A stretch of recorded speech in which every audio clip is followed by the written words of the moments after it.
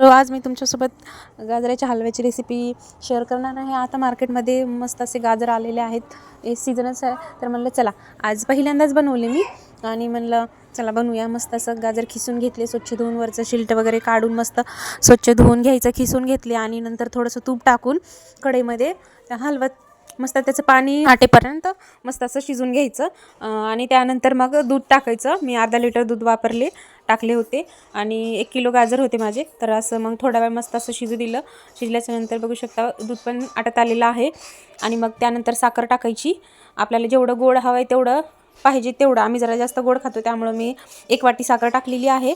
छान गोड झाला होता, बॅलन्स मस्त, जास्त गोडही नाही जास्त फिकाही नाही, तर छान मस्त झाला होता. बघू शकता साखर पण थोडंसं साखरेचं पण पाणी सुटतं आहे, तर ते आटून त्यानंतर मग काजू बदाम आणि थोडंसं इलायची वगैरे टाकून मस्त असं मिक्स करून ठेवले होते आणि परत 10 मिनिटासाठी शिजायला ठेवले होते. त्यानंतर मग छान असं शिजलं होतं, सगळं काही पाणी वगैरे आटून गेलं होतं. बघू शकता लास्ट मस्त असं मोकळं छान झाला होता.